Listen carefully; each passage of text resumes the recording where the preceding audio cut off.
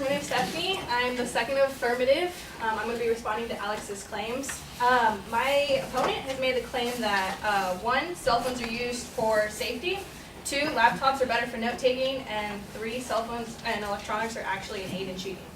As far as cell phones go, a study done by Robert W. Bolander says that in a survey of school-based police officers, 68% indicated that the use of cell phones by students decreased safety during a crisis. The reason for this was that cell phone use, texting, and other outside communications by students during a crisis also expedites parents flocking to the school at a time when school and public safety, emergency response, and or other tactical safety reasons are trying to get to the evacuated site. This could also actually delay or otherwise hinder timely and efficient parent-student reunification. In extreme cases, it could thrust parents into a zone of potential harm.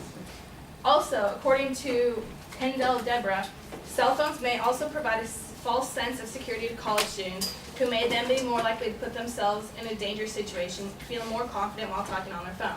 The reason for this is that people are paying more attention to their phones than their actual surroundings, especially at nighttime, and they aren't actually paying attention to what's going on around them, and that's easier for a predator to sneak up on them. As far as the other claim that laptops are better for note-taking, in a study done by Paul Bischello, a new study says that even more to laptops, negative effects on learning are because of the distraction it causes.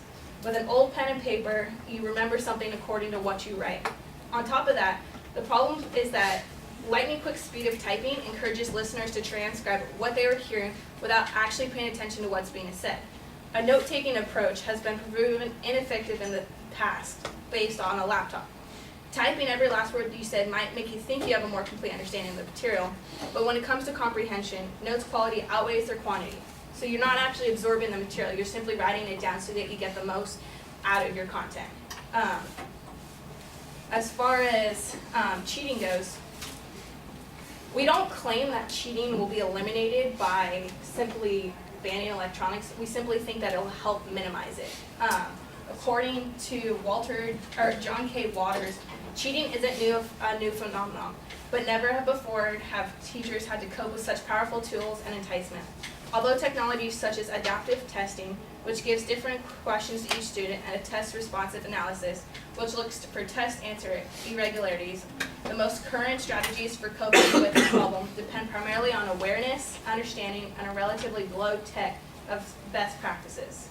In a poll of 1,013 teens done in late May and early June, 2/3 of the responders said that they cheated with cell phones, and more than half admitted using the internet to cheat. Following from the use of a calculator, it has often been reported that students attempt to use their smartphone in exams. Several popular cheating methods are using the device to store or take an image before the exam, reviewing them covertly, and relaying information via Bluetooth in conjunction with an earpiece. On top of that, taking an image with the paper to friends will help them with the exam later on. We believe that the best way that an instructor can help eliminate this is to keep the test after you hand them back, so that students don't have a chance to go and post them and upload them on any website. Also, they should post the answers instead of the questions so that the students don't know what's going to be on the test, or other students can't read the questions and get the answers. On CLU Learn for homework and tests, the answers won't mean as much. Basically, that you need the questions in order for the answers to be relevant. Another way is to give students old tests to study from, so there's no reason for them to search online.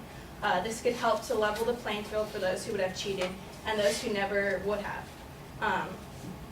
So, as far as distraction goes, in a study done by David Smith and Azad Ali, 89% of students are distracted by cell phones during study hours, and nearly 77% of students are distracted during class. Pohars, the proctor of the poll, goes on to explain that these distractions are not necessarily limited to receiving phone calls, but also texting, browsing, and checking emails.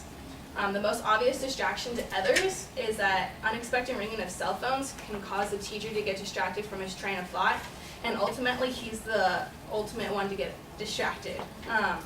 If the teacher gets distracted, all the classes will be affected because the teacher's attention may switch to the source of the distraction.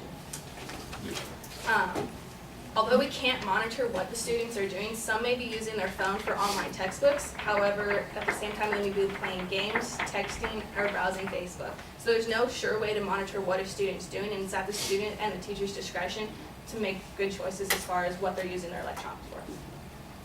That's it.